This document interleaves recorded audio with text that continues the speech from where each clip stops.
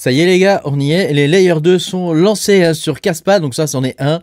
Il y en aura d'autres qui vont arriver, hein, d'après ce que j'ai cru comprendre. Hein. Et je vous ai fait quelques vidéos sur le sujet, mais déjà on a Casplex, hein, qui est le plus gros je pense, hein, à arriver. Bah ça y est, ils sont lancés hein, sur Caspa. Pense à mettre un petit pouce bleu, à t'abonner à la chaîne si t'es pas abonné. Je te rappelle que tu peux me soutenir hein, en allant sur patreon.com/makertronic. Tu pourras voir mes vidéos sur le minage. Et ouais, tu vois, parce que Caspa c'est un coin qu'on a miné. Je me rappelle encore de la toute première vidéo que j'avais faite sur comment miner solo du Caspa. C'était assez rare hein, de pouvoir miner des coins solo à l'époque. Hein, tout le monde passait par des pools, etc. parce que c'était facile. Et bah on n'était vraiment pas nombreux, je crois que j'ai été le seul d'ailleurs à faire une vidéo sur comment miner du Caspa en solo hein, directement. Et à l'époque, on gagnait à peu près 60 000 Caspa par jour hein, quand on minait en solo, avec 2 rigs GPU, tu vois. Donc bon, hein, comme d'habitude, hein, voilà, c'est ça mon dada, hein, c'est de trouver des coins qu'on peut miner avant tout le monde et surtout en toute discrétion, bien sûr. Hein. Voilà, je te rappelle que je suis pas conseiller financier, donc si tu cherches un conseil financier, bah téléphone à ton banquier, man. Hein, peut-être qu'il te répondra et qu'il te donnera de bons conseils financiers. En tout cas, moi, je ne suis pas conseiller financier. On va pouvoir commencer cette vidéo. Hein. Donc, je suis très heureux de vous partager cette nouvelle. Hein. Donc ça, c'est Cas.live. Hein. J'aime bien ce site. Il y a toujours les dernières nouvelles sur Caspa dessus. Donc ça y est, les smart contracts sur Casplex sont lancés. Alors, bon, tu vois, eux aussi, ils sont très contents, hein, visiblement. Écoute, hein, c'est comme ça, hein, que veux-tu hein. Il y a des coins comme ça, alors je sais que c'est pas, il faut pas le faire, mais voilà, il y a des coins de cœur, hein, que veux-tu il y a des coins qu'on porte avec soi-même. Moi, c'est un coin qui a porté ma chaîne, tu vois, enfin, beaucoup de choses, hein, je dois beaucoup de choses à Caspa, y compris le fait d'en avoir miné beaucoup aussi. Hein. Mais voilà, ça fait partie des choses, voilà, que veux-tu que je te dise. Hein. Donc, ils annoncent beaucoup de choses. Hein. Alors tout ça, évidemment, c'est possible grâce à Crescendo. Donc je t'avais fait une vidéo sur Crescendo qui t'expliquait ce que ça allait apporter au niveau de Caspa. Hein. Et donc c'est une évolution majeure. Actuellement, on est donc passé de 1 bloc à 10 blocs par seconde avec Crescendo. Bon, ça remonte à quelques mois maintenant, hein, Crescendo. Hein. Voilà, l'ordre des transactions a été amélioré. Il y a une lisibilité maintenant sur les layers 2 hein, qui peuvent... donc Caspa supporte directement sur les layers 1 les ZK rollup. Donc c'est le cas de Casplex. Hein. Il faut savoir que Casplex est aussi compatible EVM, hein, donc Ethereum Virtual Machine.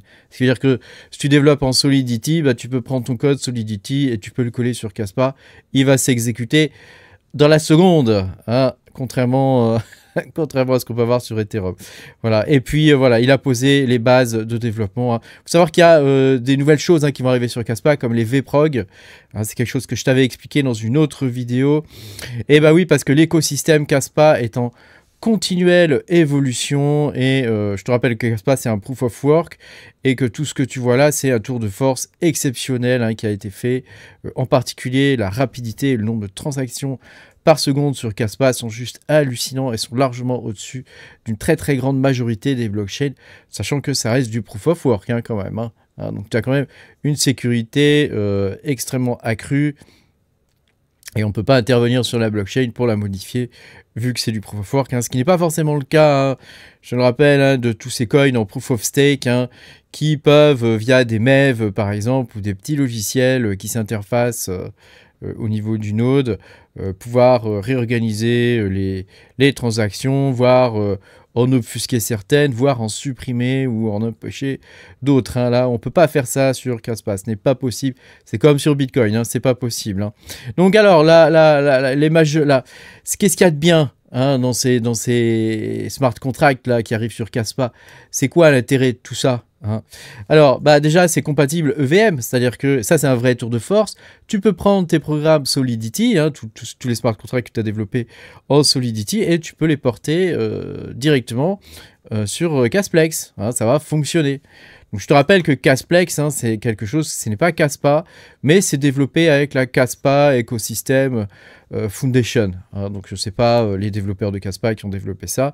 Eux, ils travaillent sur un autre mécanisme qui s'appelle VProg, qui pour l'instant en est au tout début. Hein, mais en attendant, voilà, on a ça. Donc ensuite,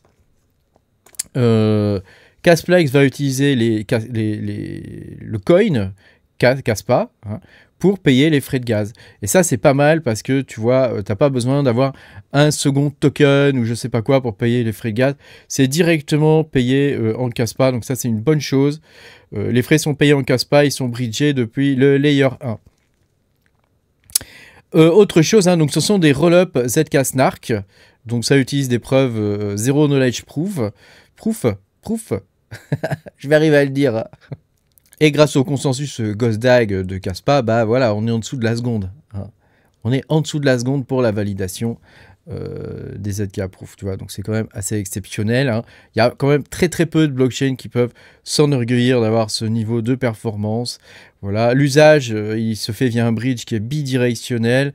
Donc ça permet de transférer des actifs de Caspa depuis le layer 1 vers le layer 2 Casplex et inversement. Hein. Donc c'est un bridge quelque part. Hein.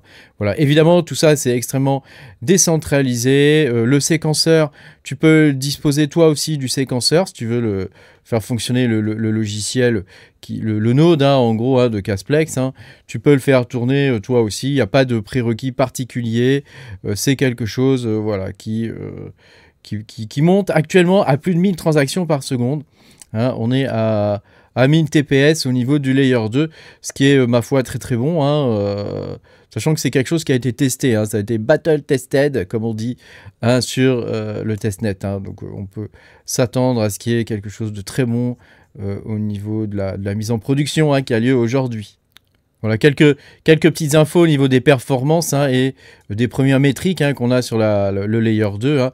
Voilà, il a généré environ 6,5 millions de blocs. Hein. Donc c'est Casplex, hein, là on parle du layer 2 uniquement. Hein.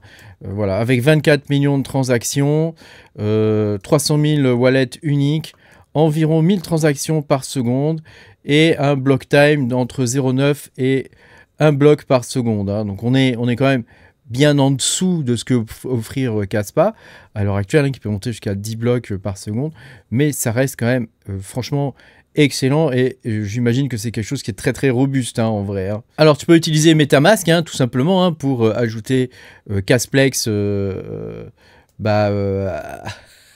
avoir un wallet Casplex, hein, tu peux utiliser MetaMask. Hein, donc tu vois, ça fonctionne comme ça, tu ajoutes le chain ID, le token, donc c'est le CAS.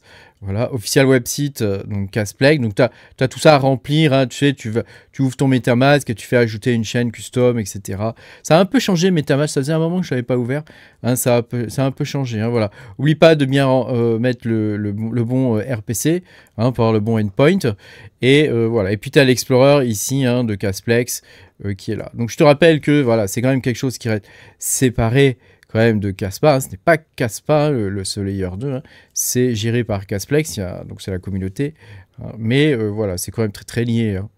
Bon, évidemment, tout ce que tu fais passer via le bridge sur le layer 2, bah, tu peux le refaire passer inversement via le layer 1. C'est un bridge qui est bidirectionnel, hein, donc si tu mets des Caspa sur Casplex, tu pourras les récupérer sur le layer 1, hein, ça pose pas de souci. Hein.